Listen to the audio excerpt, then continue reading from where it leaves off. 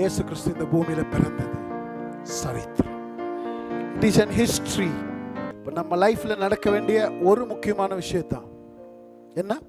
வார்த்தை என்ன ஆகணும்? மாம்சமாகணும். உன் மேல இருக்கிற தேவனுடைய எல்லா திட்டமும் நோக்கமும், உன்னை குறித்துதான ட்ரீம், உன்னுடைய ப்ரொஃபஷன், என்ன படிக்கணும், என்ன பண்ணணும், இந்த பூமியில உன்னை குறித்துதான தேவனுடைய எல்லா திட்டங்களும் அது வார்த்தையா இருக்கு. ஆனா அது எப்போ உங்க லைஃப்ல ஃபுல்ஃபில் ஆகும் தெரியுமா? அந்த வார்த்தை மாம்சம்ன்றது நம்ம தான். அது என்னவாகணும்? நமக்குள்ள வரணும். படிச்சு வர அறிவினால இல்ல, அனுபவத்தில். வார்த்தை மாம்சமாகிறதுக்கான ஒரே வழி it can happen only by the spirit. மாம்சம்ன்றது இந்த பைபிள் ஒரு மாம்சம், என்ன மெட்டீரியல். இது உனக்குள்ள போக முடியுமா? இந்த வார்த்தை ஸ்பிரிட் ஆகும்போது அது உங்களுக்குள்ள என்ன பண்ண முடியும்?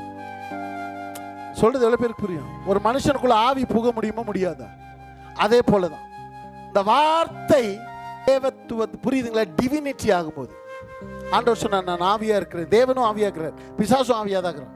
இப்போ இந்த வேர்டு ஸ்பிரிட் ஆகும்போது it can come inside you. அது உனக்குள்ள வரும்போது miracles happens, histories happen. நடக்காததெல்லாம் நடக்கும், ஆகாததெல்லாம் ஆகும். நான் சொல்றது புரியுதுங்களா? இப்போ நம்மளோட வேலை என்னன்னா, இந்த வேர்டை எப்படி ஸ்பிரிட் ஆக்கி அதுக்குள்ள நமக்குள்ள கொண்டு வரும். அதனால தான் அந்நிய பாஷை பேசுறோம், அதனால தான் ஆவியில் ஆராதிக்கிறோம், அதனால தான் ஃபேக்கா ஒன்றும் பண்ணாம எல்லாத்தையும் ஃபெய்த்ஃபுல்லா உண்மையா ஏன் தெரியுமா பண்ணணும்? உண்மையா ஏன் ஆராதிக்கணும்? நிறைய பேர் ஆராதிக்கும் போது அப்படியே no, you are not worshipping in spirit. நீ ஸ்பிரிட்ல வர்ஷிப் பண்ணா உண்மையா ஆராதிப்பேன். அப்பதான் உன்னோட அக்செப்டட், அப்பதான் உன்னோட ஏற்றுக்கொள்றாரு அவரு. நீ பாடுற பாட்டை உண்மையா உள்ளத்திலிருந்து பாடும்போது இந்த வார்த்தை உனக்குள்ள ஆவியா உள்ள வரும்போது. எக்ஸாம்பிளுக்கு சொல்றேன், பொருளாதாரம், ப்ராஸ்பெரிட்டி இஸ் எ ஸ்பிரிட். சொல்றது புரியுதுங்களா? அந்த ஆவி, அந்த வேர்டு, அந்த வசனத்தில் இருக்கிற பைபிள் என்ன போட்டிருக்கு? அவர் தம்முடைய மகிமையின் ஐஸ்வர்யத்தின்படி உன்னுடைய எல்லா குறைவுகளை நிறைவாக்குவார் என்ற அந்த வார்த்தை ஆவியாய் உனக்குள்ள வரும்போது உனக்குள்ள இருக்கிற எல்லாமே செழிக்க ஆரம்பிக்கும். நீ கை வச்சதெல்லாம் பிளஸ்டா இருக்கும். நீ தொடங்குறது எல்லாமே என்னவா இருந்தாலும், நீ இட்லி கடை போட்டா கூட நீ ஷைன் ஆவே. சாதாரண சின்ன கம்பெனியில வேலை செஞ்சா கூட கர்த்தர் உன்னை பிளஸ் பண்ணி தூக்கி விட்டுருவார் மேல. வார்த்தை என்னாச்சு? மாம்சமாய். அதான் அது கூடவே போட்டிருக்கு, கிருபையினாலும் சத்தியம்ன்றது வார்த்தை, கிருபைன்றதும் வார்த்தை. இது ரெண்டும் ஸ்பிரிட் ஆகி என்ன ஆகணும்? உனக்குள்ள வரும்போது நிறைந்தவராய் நமக்குள்ளே.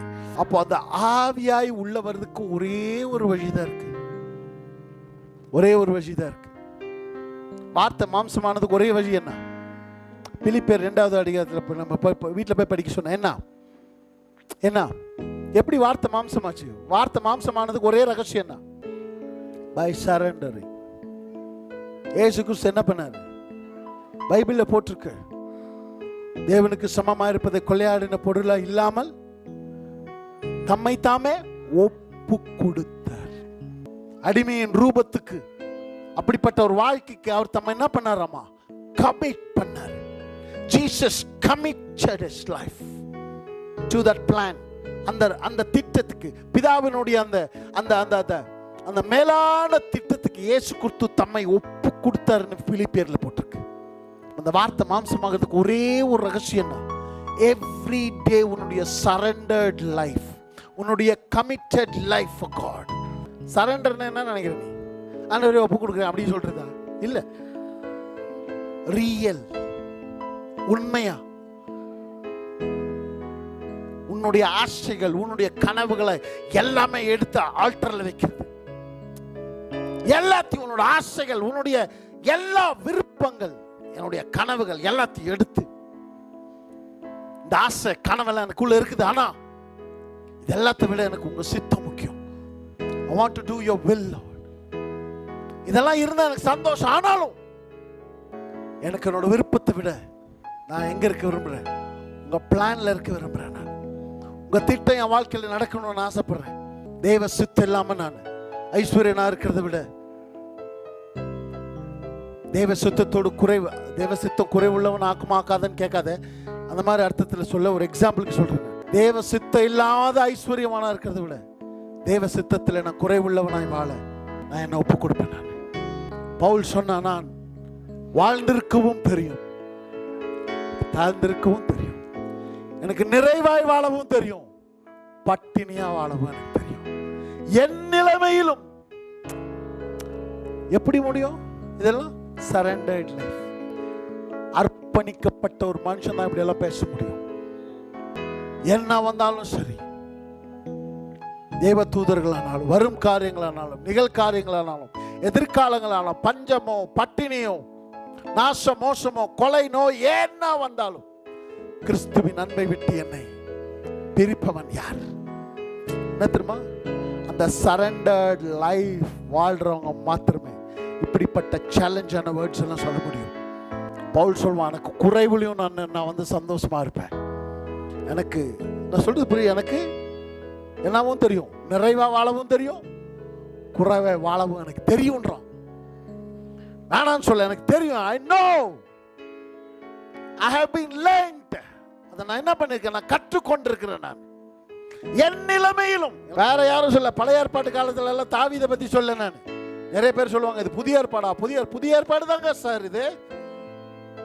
புதிய ஏற்பாடோட ஹீரோ சொல்றாரு, என் நிலைமையிலும் மனரம்யமாயிருக்க கற்றுக்கொண்டேன், வாழ்ந்திருக்கவும் எனக்கு தெரியும், தாழ்ந்திருக்கவும் தெரியும். எனக்கு I know, பட்டினியா இருக்கவும் தெரியும், நிறைவா இருக்கவும் தெரியும். பவுலுக்கு பட்டினி வந்திருக்கா? போய் படிச்சு பாருங்க. கொரிந்தியர் 11ஆம் அதிகாரம் ஃபுல்லா சொல்றான். அவனோட லிஸ்ட் போடுறான். பட்டினியினாலும், கண்விழிப்புனாலும், காயங்களாலும், வேதனைகளாலும், மரண படுக்கை, எத்தனையோ லிஸ்ட் போடுறான். அப்போஸ்தலனாகிய பவுல் சொல்றான். சொல்லிட்டு இதெல்லாம் சொல்றான். இதெல்லாம் வந்தாலும் நான் சொல்றேன், நான் மனரம்யமா இருக்க கற்றுக்கொண்டேன். என்ன ரீசன்? அவர் எனக்குள்ள இருக்கிறார். அவர் இருக்கிறார். வீட்டுல சாப்பாடு இல்லை, ஆனாலும் அவர் உள்ளகிறார்.